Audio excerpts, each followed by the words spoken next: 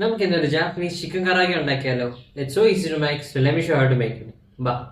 നമ്മുടെ ചിക്കൻ കറായിക്ക് ഞാൻ 2 ചിക്കൻ കോട്ട ഡീബോൺ ചെയ്തിട്ട് നല്ല ബൈറ്റ് സൈസ് പീസായിട്ട് കട്ട് ചെയ്ത് വെച്ചിട്ടുണ്ട്.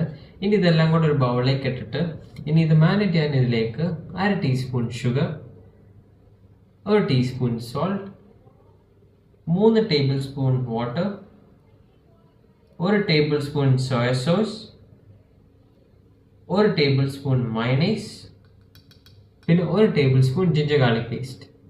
ഇതെല്ലാം കൂടെ നല്ലതായിട്ട് മിക്സ് ചെയ്തിട്ട് സൈഡിൽ അരമണിക്കൂർ മാരിനേറ്റ് ചെയ്യാൻ വെക്കാം. വേറെ ബൗളിലേക്ക് ഞാൻ 1 കപ്പ് കോൺ സ്റ്റാർച്ച് ഇടുന്നുണ്ട്. ഞാൻ ചിക്കൻ കോട്ടിങ്ങിന് വേണ്ടിയാണ് വെക്കുന്നത്.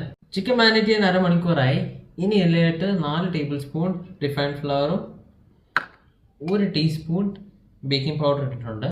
ഇനി ഈ ചിക്കൻ എല്ലാം നമ്മൾ കോൺ സ്റ്റാർച്ചിൽ കോട്ട് ചെയ്ത് സൈഡിൽ ഒരു പ്ലേറ്റ് വെക്കുവാണ്. നല്ലതായിട്ട് പ്രസ് ചെയ്യണം, അതാകുമ്പോൾ ഈ കോട്ടിങ് നല്ലതായിട്ട് ഒട്ടിയിരിക്കും. ചിക്കൻ കോട്ട് ചെയ്ത് കഴിഞ്ഞു. ഇനി നമുക്കിത് ഫ്രൈ ചെയ്യാം.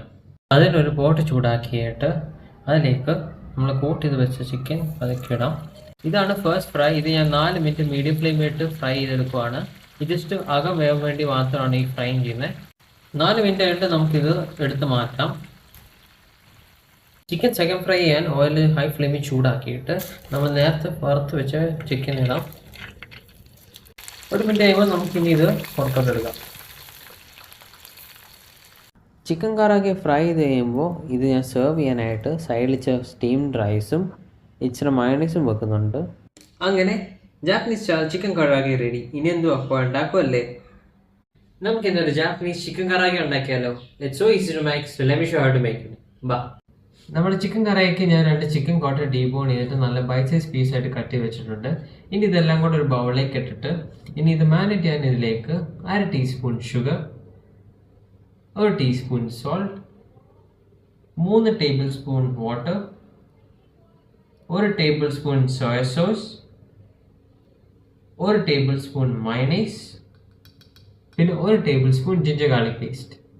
ഇതെല്ലാം കൂടെ നല്ലതായിട്ട് മിക്സ് ചെയ്തിട്ട് സൈഡിൽ അരമണിക്കൂർ മാരിനേറ്റ് ചെയ്യാൻ വെക്കാം.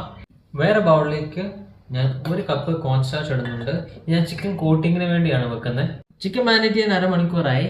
ഇനി ഇതിലായിട്ട് 4 ടേബിൾ സ്പൂൺ റിഫൈൻഡ് ഫ്ലവറും 1 ടീസ്പൂൺ ബേക്കിംഗ് പൗഡർ ഇട്ടിട്ടുണ്ട്.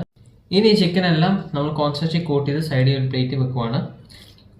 നല്ലതായിട്ട് പ്രസ് ചെയ്യണം, അതാകുമ്പോൾ ഈ കോട്ടിങ് നല്ലതായിട്ട് ഒട്ടിയിരിക്കും. ചിക്കൻ കോട്ട് ചെയ്ത് കഴിഞ്ഞു. ഇനി നമുക്കിത് ഫ്രൈ ചെയ്യാം. അതിനൊരു പോട്ട് ചൂടാക്കിയിട്ട് അതിലേക്ക് നമ്മൾ കോട്ട് ചെയ്ത് വെച്ച ചിക്കൻ അതൊക്കെ ഇടാം. ഇതാണ് ഫസ്റ്റ് ഫ്രൈ. ഇത് ഞാൻ 4 മിനിറ്റ് മീഡിയം ഫ്ലെയിമിലിട്ട് ഫ്രൈ ചെയ്തെടുക്കുവാണ്. ഇത് ജസ്റ്റ് അകം വേവാൻ വേണ്ടി മാത്രമാണ് ഈ ഫ്രൈ ചെയ്യുന്നത്.